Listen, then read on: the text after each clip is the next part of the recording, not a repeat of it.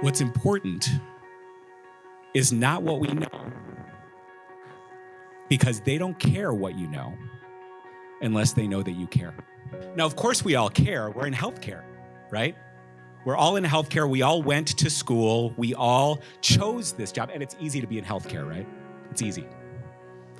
All of us could have chosen a different career path. This is not an easy job. Not an easy job. And so we kind of sometimes assume that patients already know that we care. It's called health care.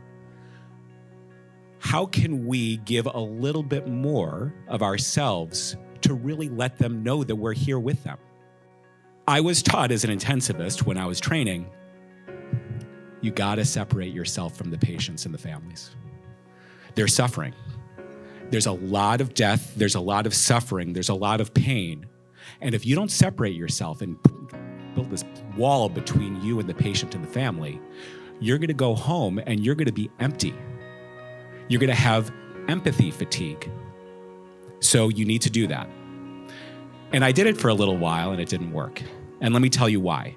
Because there is such a thing called empathy fatigue. There is such an entity. Empathy is defined as, I can feel what you're feeling. I understand what you're feeling. But there's no such thing as compassion fatigue. Let me define compassion. Compassion is the presence of empathy. I can know what somebody's feeling and understand it, and I want to do something about it. Sometimes we can't do a lot. Sometimes we can. But the major thing that we can do is be present with people. Whether we're a transporter, a nurse, a radiology tech, a physician, a nurse practitioner, we can all be present and give just a little bit more to our patients. So if I'm transporting a patient and I just give a smile and I tell a little joke, that might be something. I think that that's really the way that then we can decrease burnout and we can give that much more to our patients, because that's, after all, at the end of the day, why we all got into healthcare in the first place. We all got into healthcare in the first place because we all care. And reconnecting with that is the most crucial part. My name is Robert Zilberstein, and I work for the Riverhead Police Department.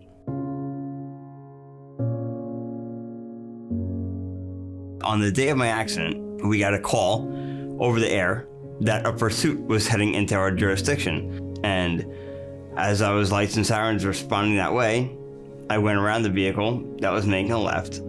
They turned into me, into my passenger door, and that pushed me off the roadway, causing me to make contact with a chain link fence. That top pipe that holds the fence up separated, came down through the window and through my face, in the right side of my face, right under my cheekbone, and out the left. I had just gotten home with my daughter, and we had gotten the call, not knowing it was Robert. I was on the fire truck. We were the first ones on scene after the paramedics. You want to talk about feeling complete emptiness? It was bad. You know, I thought I was going to lose him that day. Dr. Cox was a trauma doctor at Peconic Bay Medical Center who stabilized me directly after my accident and found me an airway. His CT scan revealed a lot of structural fractures to the facial bone area. We have a trauma team available. Our nurses are trained in trauma. Our PCTs are trained in trauma, and our CAT scan is always ready for trauma patients to come into our emergency department. Because time is of the essence in traumatic patients. So any seconds or minutes wasted could mean death in a patient. If it wasn't for the care that Robert was given to immediately stabilize his condition, he may not be here today.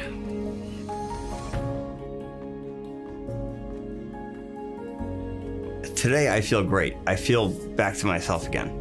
And I can't say thank you enough to all of them who played part in my recovery. The day that he came in to thank me was a very emotional day.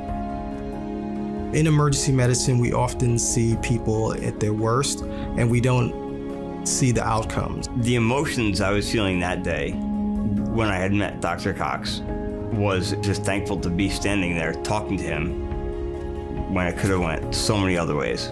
When he came in, so just shocked just to see, how well he looked, how well he was talking, that he was in his uniform. Every time I see him, he seems to progress a little bit more. Just to join his eyes, just to be back working as a police officer is great for him. It's great for my team here in the emergency department to let them know what we do is important and it really makes a difference.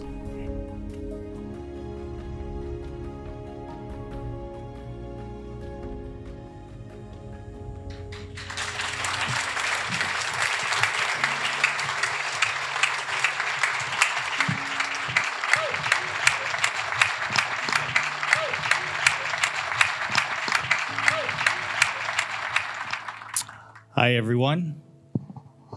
I know I speak for everyone here when I say that it is so good to have you here with us, to see you here with us, Officer Zilberstein, and with your father.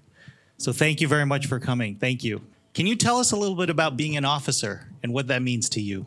I've always liked to do my part. Growing up, watching my dad, my grandfather, that really led my route in life. I feel like I lucked out getting the job as a police officer because I really do enjoy it. Growing up, admiring what he's done, my grandfather being in the military and the fire department. If I might, let's talk about that a little bit more. With your dad, now you're a captain actually in the fire department, correct, at Riverhead? Yeah, Riverhead. Can you tell us a little bit about your journey, your experience, how you entered the fire department? I grew up around it from the time I was 13, so it's always been on our blood to serve the community. There's no going back. We love what we do. Absolutely. So being a service member, it must have been so hard for you to be on the other side. When you were in the emergency room at Peconic Bay and you saw our care team taking care of your son, was there anything that spoke to you? Anything that stood out about what you saw? I was in another place. I was in shock. You know what I mean? But you don't know what's going on. Everything's going a million miles an hour, right? And the support that was there was breathtaking. How much and how good it felt to know that everybody's there for your son. Yeah, and that everybody here showed up for you and your family and for your son. It was absolutely incredible. I want to talk about that experience from the clinical perspective and from Dr. Cox. Now, I've known Dr. Cox actually a very long time, and he is a calm, cool, collected, in the most incredible and challenging of situations. In the heat of the moment, what did you do intentionally to connect with Robert's family that would help you and your team take better care of Robert?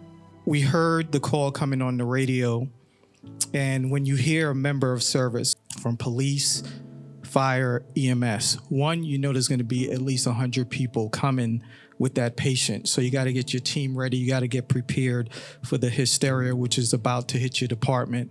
If I'm the leader, if I'm calm, my team will be calm. If I'm hectic, everybody's going to be hectic. Your dad was speaking to me, and the main questions, is his brain okay? Is he going to be okay? So just trying to calm them with the information I knew, being honest with my history and dealing with patients like this will keep the family calm. You don't want to create a false expectations. You want to be as honest as possible with them. You want to, I tell my team all the time, pick that family member who you care about. That's who that patient is. So you can feel, that empathy we're talking about, what they must be going through. The floor is yours, Officer Zilberstein. Rob, what is the one message that you'd like to leave everybody with here today in the audience that they can take away? I would say I'm not sure why we choose the lines of work that we chose, whether it's, the medical field, fire, police, but the biggest thing that I think we all share is the fact that life's worth a lot more than just a paycheck. You come and you feel good at work and you do the right thing, and that's all it really comes down to. Just a genuine human doing the right thing. Well, thank you very much. Thank you both for your service. Thank you for being with us here today. And we're so happy to see that you're doing well.